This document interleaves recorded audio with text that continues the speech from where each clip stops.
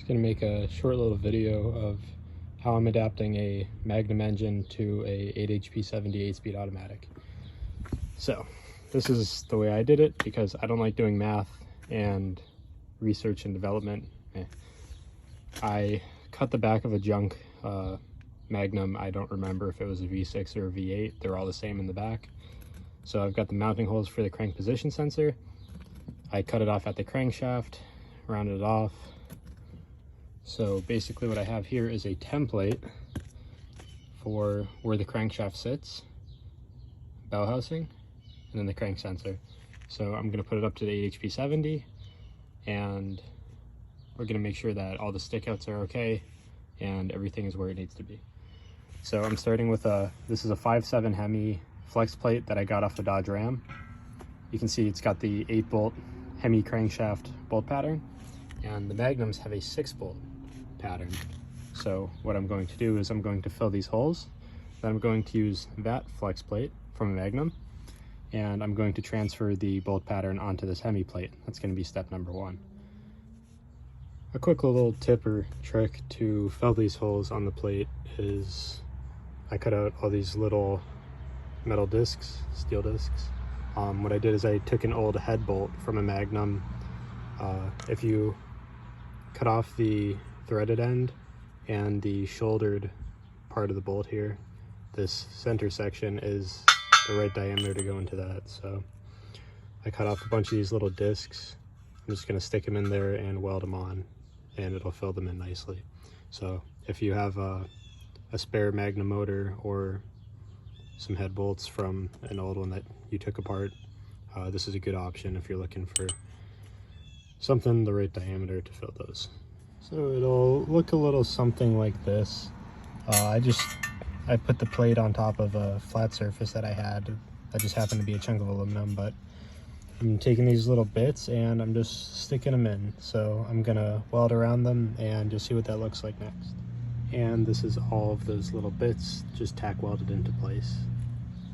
And here's the other side. It gives you an idea of exactly how perfect in diameter the head bolts are to the holes on the Hemi flex plate. And it'll look a little something like this. Now the idea here is you don't want to get too much heat into these plates. They're not super thick, so you don't want to risk warping the metal. So I just did a quick ring around each one of them and it'll be just fine. And then once you clean up the welds, it'll look a little something like that. Not perfect, but it's nice and smooth and it's all filled in. So the next step is to use this 3D printed alignment piece that a friend of mine made for me. It should perfectly center the two plates together. We're going to put the Magnum plate onto the Hemi plate, and I'm going to tack weld the sensor wheel. This is what the crank position sensor picks up. And I'm going to tack weld it onto the Hemi plate. And I will show you that in just a second with the two plates lined up onto this.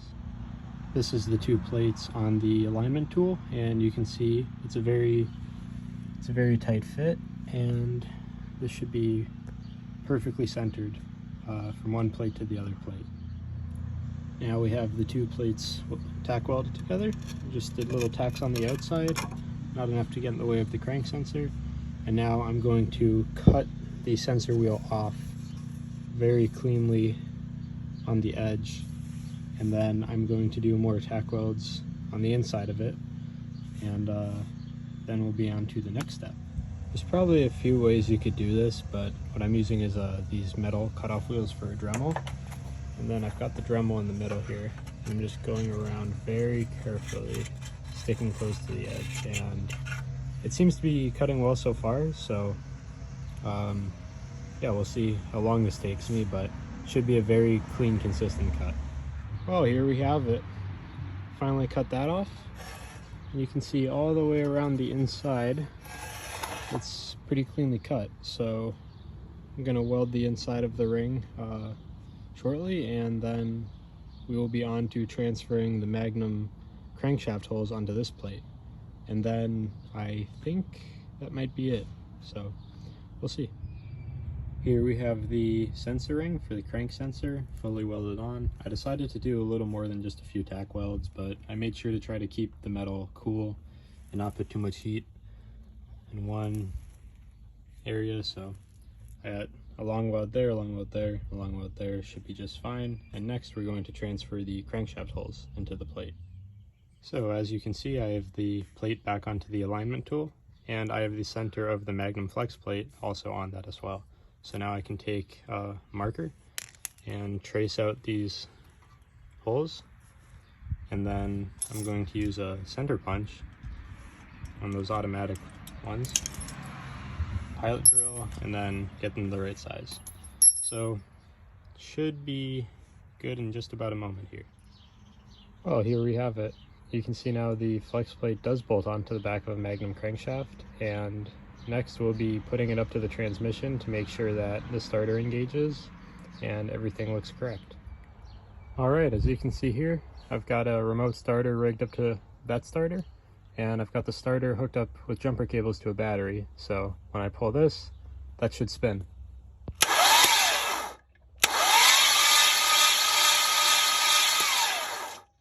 So it looks like we did a good job. Now, I'm not entirely sure exactly how many types of 8 HPs you can get that'll work for this.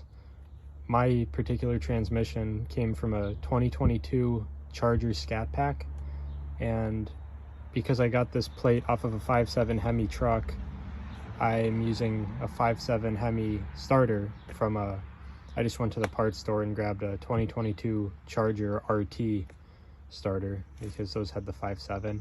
I don't know if the 6.4 flex plates and starters are different than the 5.7s. I just knew that's what I was using, so that's what I grabbed. The 5.7 Hemi truck starters are completely different. This did not bolt to the transmission. That's why I got a Charger 5.7 Hemi starter.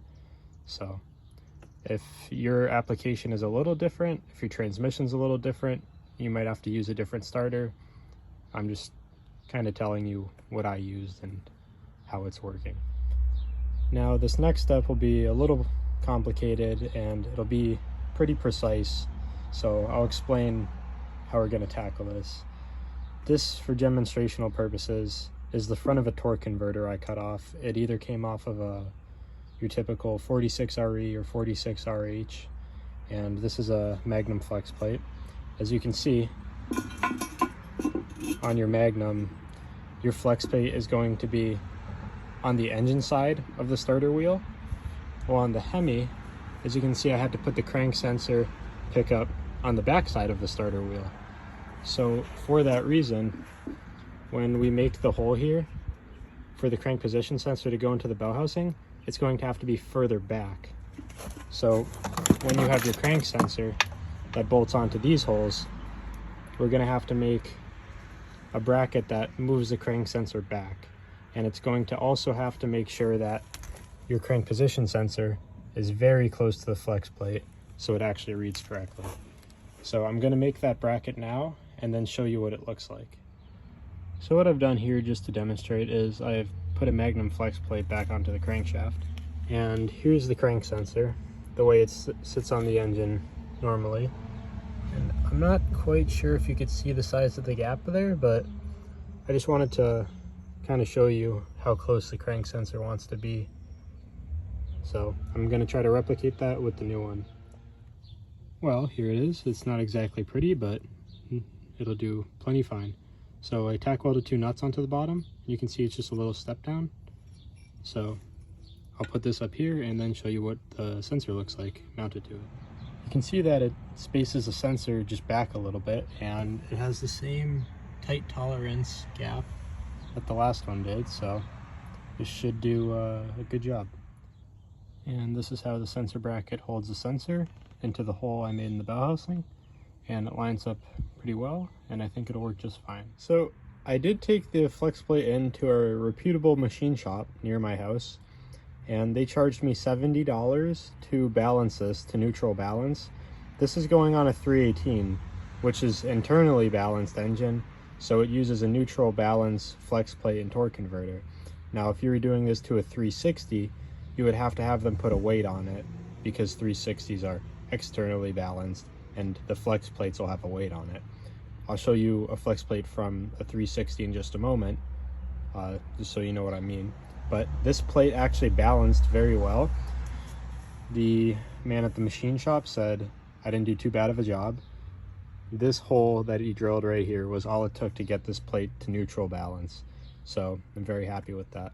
I'll get it painted and you should see the final product in just a short moment here.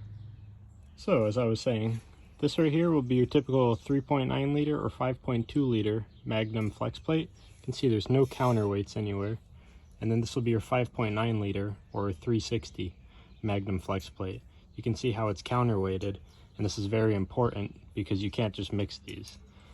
So if you're building one of these for a 5.9 liter or 360, it's important that you have these counterweights added to that in whatever orientation they were on your flex plate. And most machine shops should be able to do that. Just something to keep in mind. My application is for 318, so I don't have to worry about any of these. But I know a lot of people are more interested in the 360s because they make a little more horsepower and a little more torque. So just something to keep in mind. Here we have it. This is the final finished product. I decided to hit it with some primer and paint. I just went with a nice silver color, so should keep it from getting rusty. I think it came out pretty good. So to aid in proper spacing between the engine and transmission here, I'm using the Hemi. This is a plate that goes between the Hemi and the 8HP70 normally. I'm going to use this so I can get a little less torque converter into the transmission, because without it, kind of pushes the torque converter a little too much. So I'm going to be using this plate as a bit of a spacer. So all the engine stuff like the flex plate and the crank sensor are going to remain the same. I'm going to cut off the lower half here, so I'm actually going to get more starter engagement when it moves the engine and transmission apart, because the starter bolts the transmission. So this should help out a lot and be a more proper torque converter stick out into the transmission.